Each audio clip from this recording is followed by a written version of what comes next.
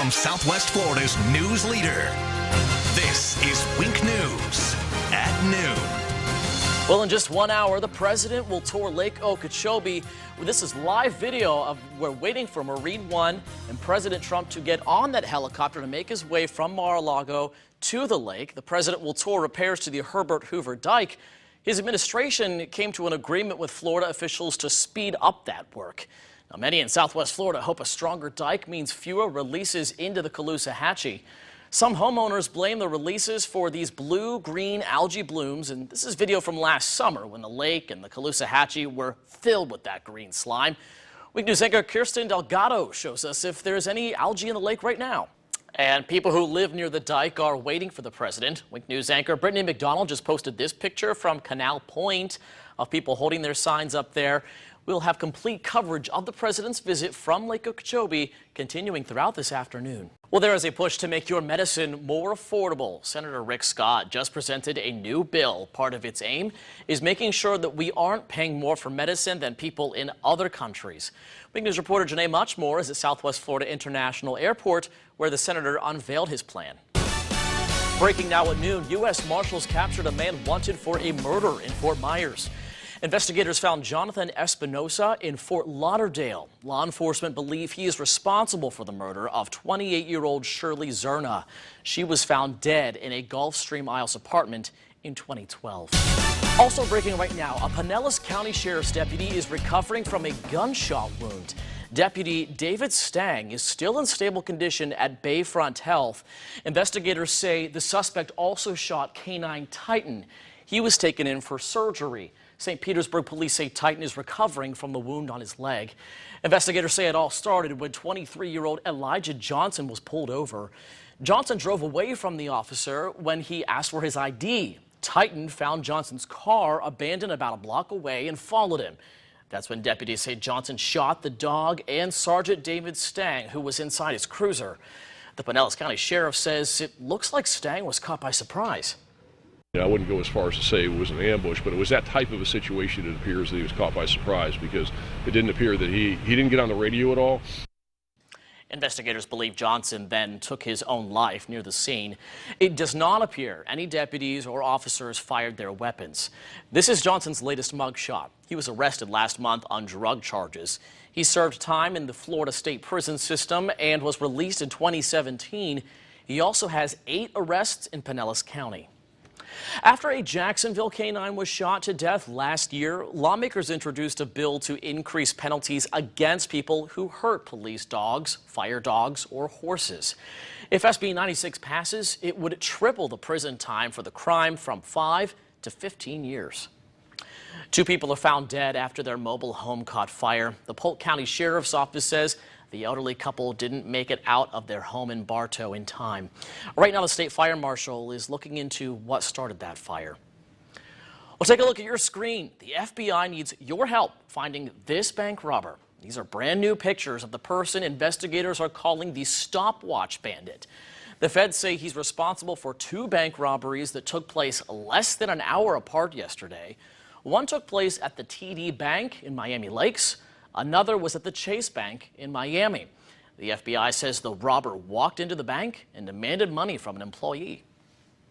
New this hour, some Florida lawmakers want to put a limit on how strong medical marijuana can be. The State House is considering a proposal that would cap THC levels in medical marijuana at 10%.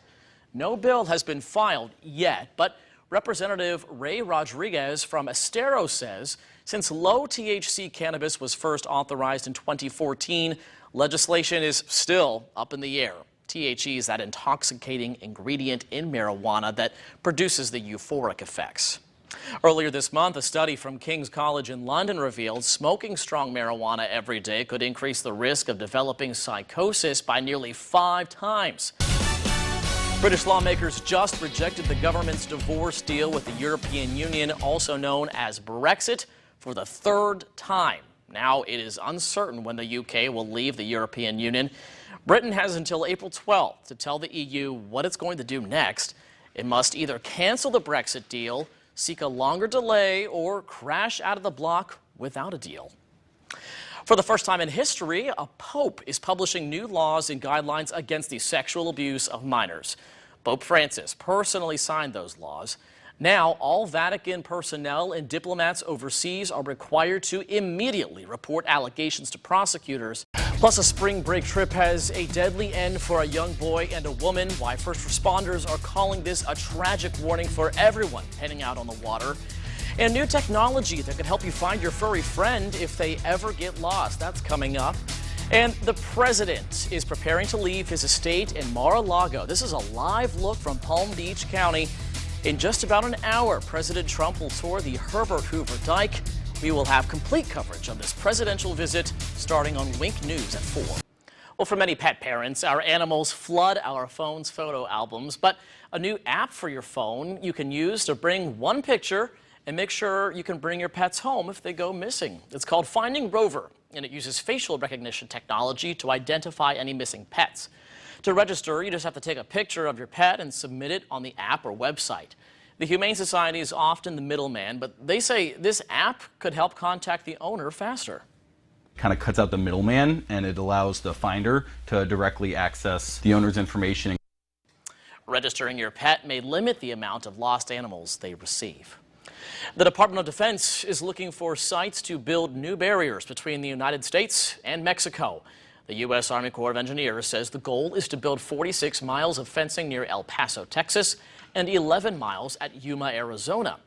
As plans to boost the barrier move forward, there's another concern within the administration.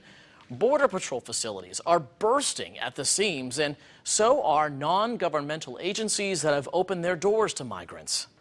We're already stretched. 100 would take us above and beyond the number we've ever experienced. Homeland Security Secretary Kirstjen Nielsen is calling on Congress to make legal changes that would allow U.S. officials to deport migrant children more quickly. Well, next week, U.S. safety investigators are expected to release a preliminary report on what happened to the Ethiopian Airlines crash, the Boeing 737 MAX 8 plane that went down. Investigators have gone through the data from the black boxes, and their investigations focused a new anti-stall system called MCAS. The family of one of the crash victims is suing Boeing. The wrongful death lawsuit claims the system was defective, and Boeing is working on a software fix. Well, you just have a few hours left to make sure you are able to rebuild following Hurricane Irma. The deadline to register for Rebuild Florida is today. The program offers help to low-income families who are still struggling after Irma tore through the state in September of 2017. Well, keep this story in mind if you head out this weekend. 2 people are dead after a kayaking incident captured on camera here in Hawaii. One of the victims is a 6-year-old boy. It appears the boy was enjoying a spring break camp when his life ended. Emergency officials say this tragedy emphasizes the importance of using safety vests. Cell phone video shows a helicopter hovering over waters off of Ka'awa, where a 63-year-old woman and 3 children needed to be rescued when their kayak flipped. But I noticed a lot of helicopters. There were about 3 helicopters in the sky. One pulling a kayak a few minutes later. Another one had a basket. Sources say a 10-year-old boy and a 5-year-old boy survived, but the 63-year-old woman and a 6-year-old boy didn't make it. Ocean safety emergencies, can happen on the calmest of days. It's such a beautiful day today, and sometimes it's hard to recognize the dangers, the hazards that are out there. The president and CEO of Mid-Pacific Institute says, "We are devastated that a young child and a camp assistant drowned while kayaking during one of our spring break programs, and it is impossible to fully express our heartbreak and shock at this time. We've learned that Mid-Pac's spring break camp is a week long of adventures. Honolulu fire officials say there were no signs of any life vests." And the area where the accident happened is prone to dangerous wind and surf conditions. New surveillance video shows a vicious attack on a 10-year-old. His mother says he was beaten so badly he suffered a concussion. California school officials say it happened shortly after the student got off the bus to head home. The bus driver witnesses the fight and contacts the police. The boy's mother says they got there too late. He suffered that concussion, bruising to both eyes and forehead, and a busted lip and several bumps on the head due to kicks while he was on the ground. Bakersfield police arrested one person for the attack. And that same week, a community is mourning the death of a 5th grader in another state. Her mother says she died after a classroom fight. Some parents say until they have answers about Renaya Wright's death, they're not sending their kids to school. Police say the 10-year-old was found unconscious but breathing at a South Carolina school on Monday. On Facebook, her mother posted a photo of the 5th grader on a ventilator and wrote, "This is what bullying causes." Wright died on Wednesday. Her autopsy is scheduled for later today. Well, colleges across the U.S. have competitive video game teams. Next on Wink News, doctors are sounding the alarm on health concerns connected to these esports. You're watching Wink News, Southwest Florida's news leader.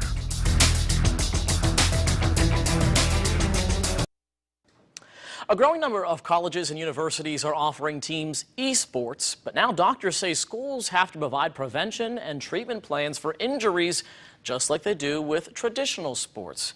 A new study looked at 65 college esport players and found they averaged 5 to 10 hours of gaming a day, with many reporting overuse injuries, including hand and wrist pain and neck and back pain.